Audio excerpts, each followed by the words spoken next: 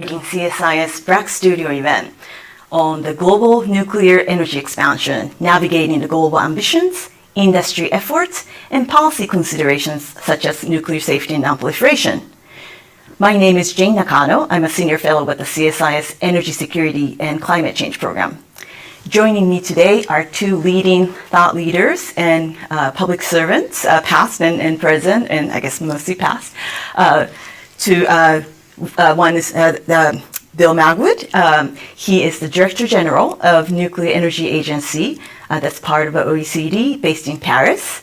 And then also joining me today is Laura Holgate. Ambassador Holgate is a two-time ambassador to International Atomic Energy Agency, as well as other international organizations. In the past, she was the National Security Advisor to President as well, and between the two of them, they have extensive background on nuclear energy policies, as well as some of the regulation issues. Now, today, there's so much happening in the nuclear field, and I'm just thrilled that the two of you can join me and help us sort of unpack where we're headed.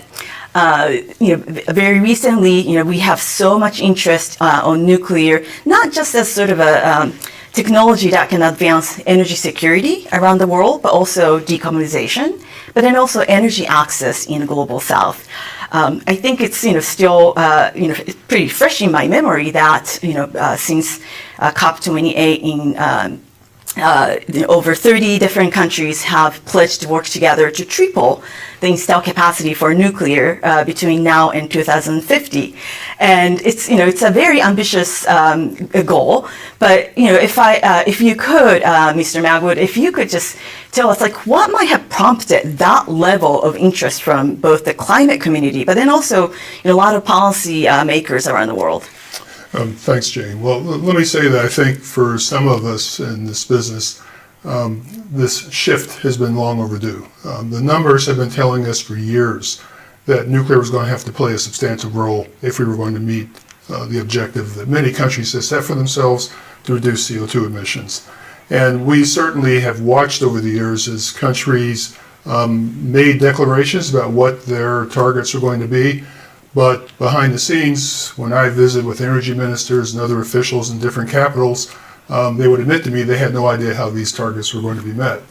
And I think I would trace it back to COP26, because in COP26, countries were expected to bring plans to show how they're going to reach their targets. And I think that many of them discovered that they were not able to present plans that were going to reach their targets. And I think it was a bit of a shock for some policymakers. So it was really at that point that we started to see the shift. We started to see countries like Netherlands, for example, make the decision that new nuclear was going to be essential. But what probably changed things more than anything was certainly the war in Ukraine. The war in Ukraine was a game changer because it reasserted what many countries today see as their number one objective, and that is assuring energy security. Energy security had kind of disappeared from the international discussion for many years. It's back, and it's back with a vengeance. And when you look at different countries, you see different aspects of energy security concerns. Depending on where you're located and what your situation is, your concerns are going to be a bit different. But when you roll it all up, you get the same thing. The countries need to have more control over their energy destiny. And for some countries, climate change remains a high priority.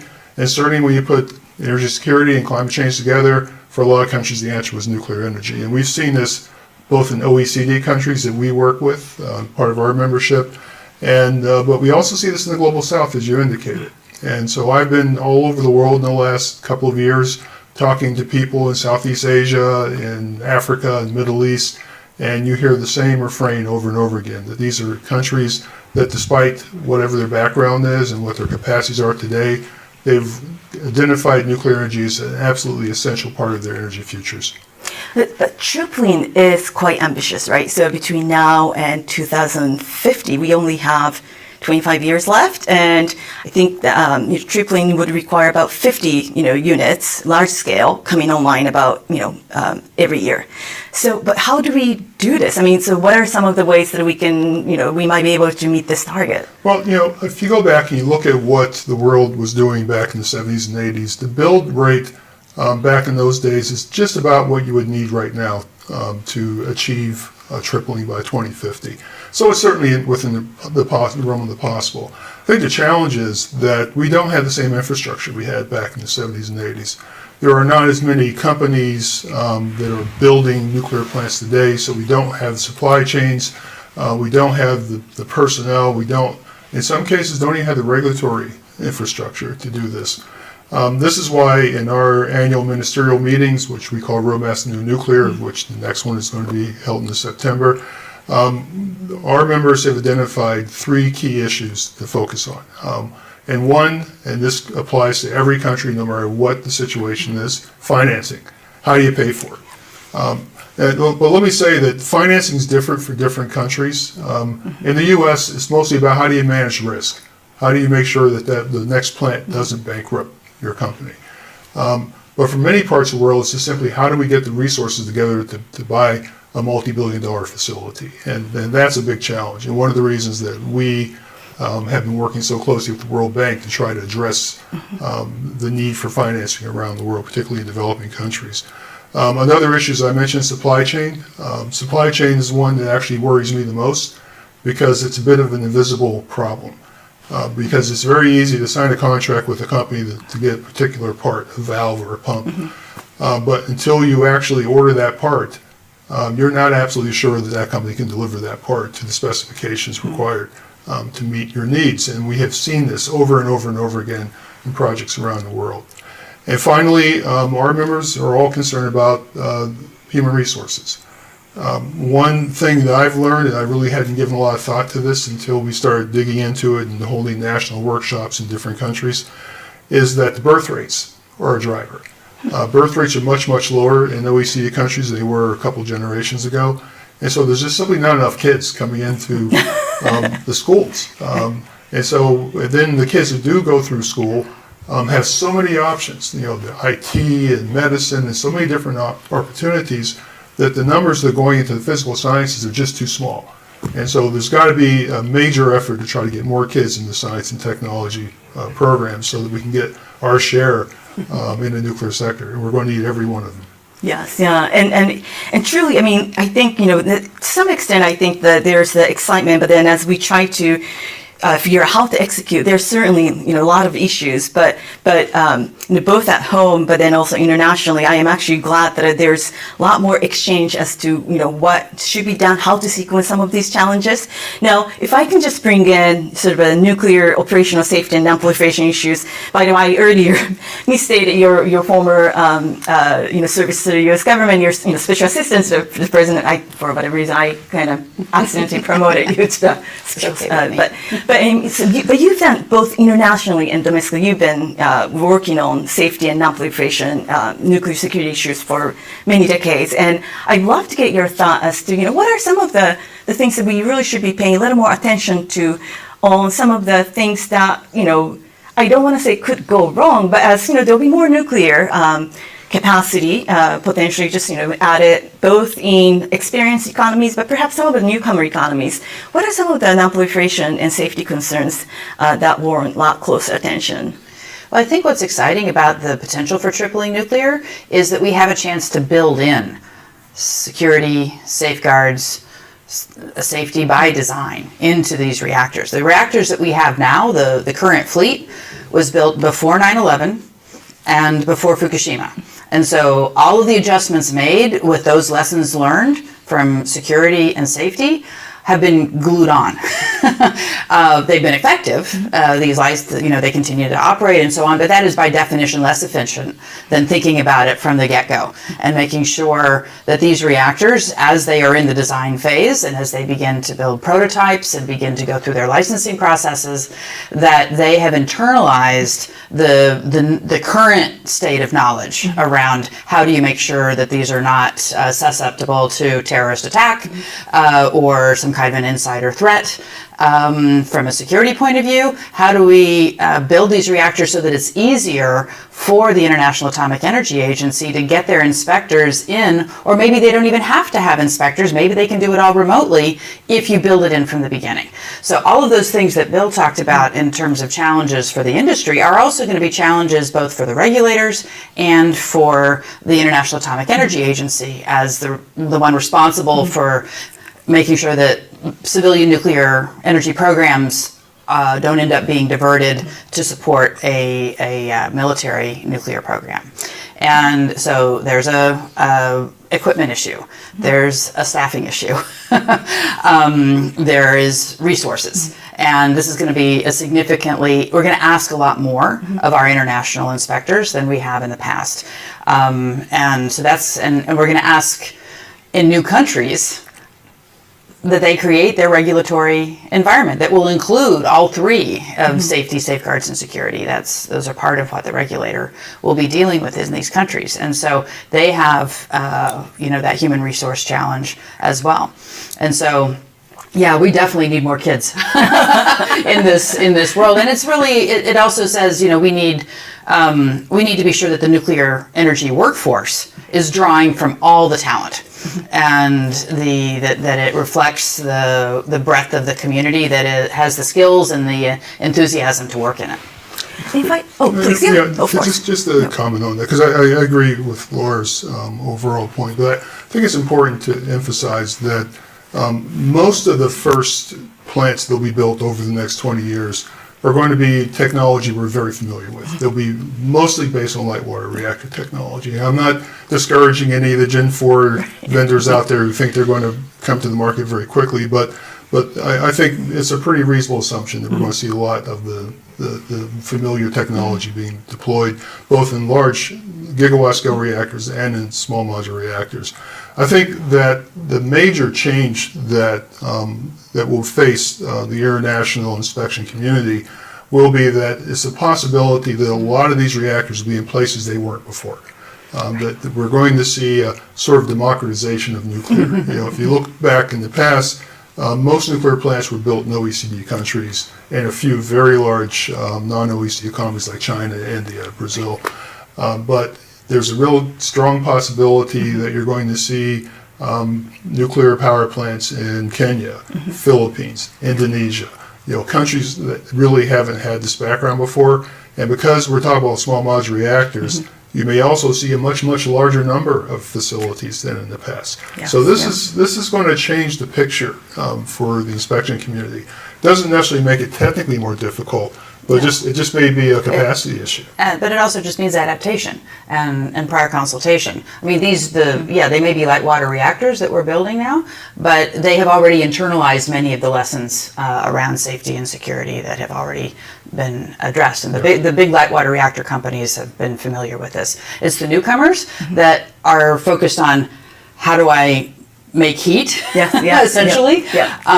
Whether you're making electricity or process heat or hydrogen production or desalination or any of the novel tools for which some of these smaller reactors are optimized, they're going to be, the companies have not had, in many cases, a long track record working in the international community, and these issues around the security and the safeguards issues are not necessarily things that they're used to dealing with. The Westinghouses, the GEs, the French and Korean companies, they all understand how to build a reactor that can be safeguarded. But when it's a different type of fuel, different shape of fuel, different operating parameters, those are going to require changes on the inspection side. That it's not that they, as Bill says, it's not that they can't be done or that they're necessarily harder. They're just different, and we have to bring some intentionality to readying ourselves to deal with those differences. That's actually really, I appreciate that distinction. It's not sort of a technical issue, it's much more of a capacity issue, if you will. Would you say that, both at the NEA and then, I guess, you're, at the IAEA until January, is there more engagement with some of the, I guess, global South countries in the recent years? Would you say? Absolutely. I mean, I think it's fair to say that during most of its 65-plus year existence, the NEA has had very little to do with the Global South. It's not our charter. We left that to our friends in Vienna. We didn't need to worry about that.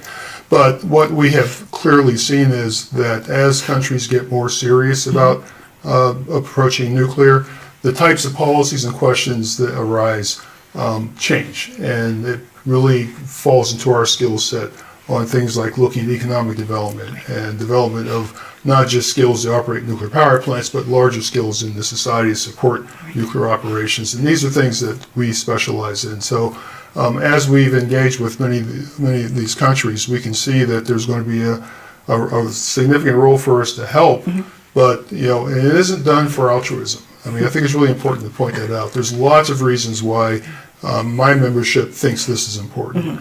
One, quite frankly, is geopolitical. There's a very important concern that countries that are now becoming newcomers follow the practices and policies of OECD countries and maybe not some others. I think that's very important. There's also a pretty crass interest in having a big market. If you sell the same small modular reactor design all over the world, and you're selling 100 instead of 10, that's much better for the people who operate the 10, right? Because the parts are cheaper, the availability of parts is greater, and it just really makes the whole enterprise of small modular reactors work much, much better. That's really what we've missed in the past. Nuclear has always been kind of a one-off. You build one here, and you go away for 10 years. You build one here, you go away for 20 years. And that's always kept them very expensive. If you really want to see the costs come down, have a big market, continuous manufacturing, and then you're really in business. So that's really the aspiration I think we have in the sector, and we're going to have the opportunity to see if that can actually work. So would you say that, to me, for example, having standardized sort of commodities or merchandise, can benefit from the sort of economy of scale. And when it comes to nuclear, for example, if you're looking at all these advanced reactor technologies, there are different fuel types and et cetera. Would that potentially sort of interfere with this, sort of effort to triple the capacity or have more? Just because I think you also, as a buyer's side, as far as the buyer side goes, you also need, you might not be able to really commit to, let's say, 20 of the small modular, but from the seller's perspective, you need enough orders. I guess there are some initiatives or efforts to probably aggregate the demand, but could that be happening at the international level as well? I think it will. First, it's if you look at our small modular reactor dashboard, which is on our website, so feel free to take a look at that. We track over about 90 different technologies that people are looking at around the world. I think it's clear that we're going to see Darwin kick into effect here. There will not be 90 technologies when the smoke clears. There simply won't be. I'm not going to predict how many there will be, but I don't think it'll be anything close to that. I think there will be a relatively manageable number of technologies that prove to be economically successful. And then we can focus on those. But right now it's too early to tell which are going to be successful. I have some I'm watching very closely, obviously, because I think they are doing well. And I think that will help us sort through those questions as we go forward to the future. And this is a 20-year from now thing. This is something that'll be much clearer 5 years from now. Okay. And you'll see 5 years from now that there'll be a relatively modest number of reactors that are on the market and available for sale around the world. And what you're going to find is that for many countries, there'll be both a political and an economic incentive to gather around certain technologies. And I think you're going to see a lot of leadership from key countries like the U.S., like France, like Korea, like Japan, that will probably have a big influence on some of these newcomer countries. And one of the things that we're working on, which is one of the hardest things I've ever had to deal with, is to get countries to work on licensing issues together. This is tough. I've been trying to do this for a very long time, have not quite been successful, But I think the incentives are really falling into place to make this work now in a way that perhaps even 5 years ago would not have been possible. So watch this space. Right. Yeah. More from like non-proliferation and also sort of the work of institutions like IAEA. While you sort of wait for some natural down selection of these technologies and perhaps attendant field types, like what are some of the work that IAEA is putting into? Because you can't, to some extent, I think you probably want to be ahead as opposed to sort of behind this trend in order to really mitigate some of the challenges that could arise. Well, as Bill hinted at, the Global South is a dominant player in Vienna at the International Atomic Energy Agency, and that relates to the additional work that the agency has, the responsibility that it has to promote peaceful nuclear technologies. And all over the Global South, you have countries who've been working with the IAEA to take advantage of nuclear technologies for agriculture, for medicine, for supply chain, not nuclear supply chain, but medical supply chain continuity and validation and so on. So there's a plethora of non-nuclear energy ways to use nuclear technology, and the IAEA has been working with member states all around the world, and especially in the Global South, to identify how these tools can be applied. And so it's natural that the Global South then looks, when they're ready, for all the reasons that Bill identified, to say, okay, well, nuclear power is going to be a way that I can address my energy security challenges, my energy poverty challenges, and perhaps create some opportunities for some regionalization and that kind of cooperation. So the IAEA is working and has been for over a decade on using a tool called the milestones process that is really just like a very clear step-by-step process about how do you go from a very limited regulatory and managerial capacity around nuclear to be able to develop a procurement approach. Think about the human capital issue. Think about your supply chain issue. Think about, yes, safety, security, safeguards. Think about governance. Think about emergency response. All the things that we know are important about a nuclear program. And so the IAEA has a whole range of training activities and guidance missions and peer reviews that they will do with member states on a whole range of activities related to their readiness to be responsible stewards of this technology. And so they're ready and they're clamoring. And this is one of the challenges that the IAEA has more people, more countries that need its help than it has the ability to help. Yeah. And so there's definitely a need for more additional resources for the agency to live up to the demand that they're getting. One thing I would add to that, I think that international organizations, certainly what the IAEA does with the milestones process is very important.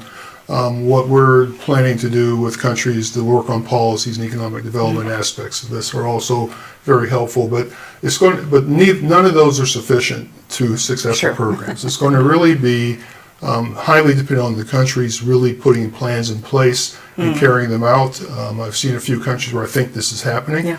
I've seen a lot where it's not, so there's another one. But there's another one that you always have to be very conscious of, and that is true both for countries in the Global South as well as countries in Eastern Europe, and even newcomer countries in the Global North. And that is the partners that you work with are very important.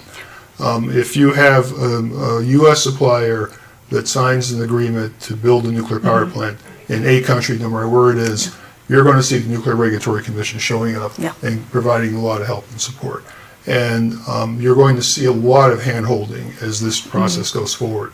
In my experience, and I think in the global experience, that becomes massively important to the success of whatever the program is.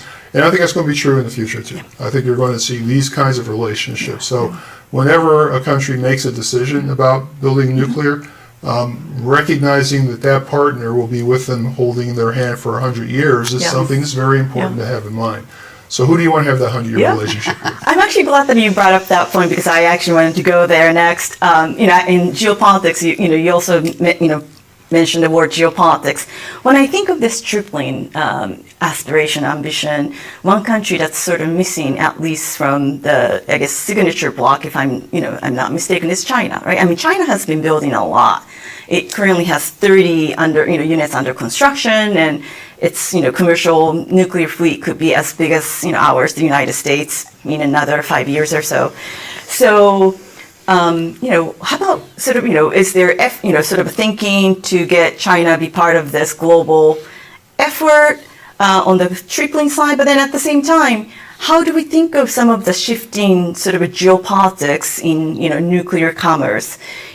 How do we, as the United States, long invested in this, both the nuclear commerce side, but then also non-proliferation leadership? How can we make sure that we stay engaged, we stay setting the high expectations, goals, and standards, and lead the world? Well, I think anybody that ignores China just isn't paying attention to the world as it is today. I mean, the Chinese have a massive program. They're very proud of what they accomplished. They should be. I'm unfortunately old enough to remember when they were just getting started, and there wasn't much there at the time. And now you see them building more nuclear power plants faster than any country has ever built in the past. And not just traditional technologies, but really every technology. So it's a massive player in this business. But China has not to date been a major player in the export market. Right. That has eluded them so far. So that remains to be seen. How big of an impact will they have on the global south, on other countries? Will they be able to have the arrangements? Or will countries like the U.S. and France and Japan and Korea, will they, which have traditionally been where these technologies have flowed from, will they assert themselves and really dominate those markets? That will be the story of the next decade. That will be the history of global nuclear. And so ask me 10 years from now, I'll tell you what happened. Sounds good. Well, and this is another reason why, China and Russia, too, have been making a lot of inroads in Africa and elsewhere in the global south, in other types of relationships, not only nuclear ones. But nuclear ones, you create that relationship and then the nuclear can flow into it. This is why it's so dangerous for the U.S. to pull back from its engagement in Africa, especially, but across the global south. And whether it's USAID or whether it's U.S. embassies being closed or all of the things that have been talked about, if we cede that ground, then it makes us just simply not present. When these countries are looking for a partner, we're not around to pitch our best game. And so that makes it easier for others to take the place. And what we've seen with Russia, with nuclear, but also with China with its non-nuclear exports, is that what they leave behind is not necessarily attractive for these countries, whether it's an environmental mess or whether it's a Chinese imported workforce that then leaves, or with Russia with the build, own, operate concept, where there's almost no localization, there's not a lot of knowledge transfer or job transfer to the local communities, and then Russia leaves either for political reasons or at the end of life of the plant and just kind of leaves it. So the U.S. style of how we interact with our nuclear commerce, a much more responsible approach is one that I think countries will want if they can see it, if they perceive that it's there for them. And so this is where U.S. diplomacy and, frankly, attention to the White House is really important. If you see President Putin, President Xi traveling the world, they're making these deals at the presidential level. We often don't get involved until there's a contract to be signed or a process to be let, rather than being like present 10 years earlier, 20 years early, building relationships, doing smaller projects, connecting in ways that make it natural then to take a very big step when it comes to building a power plant. But this was a fantastic full discussion. I know we only have 30 minutes, but I feel like we cover much of the universe. I guess we couldn't really get into fuel supply chain, and that's probably for the next time, I hope. But thank you so much. And again, thank you so much for your continued, more of a global service. And thank you so much, Laura, for your past leadership. And also really looking forward to really staying in touch with you and really appreciate all the work that you have done, you will be doing. And again, thank you very much for being here. Thank you. Thanks, Jane. It was a great time.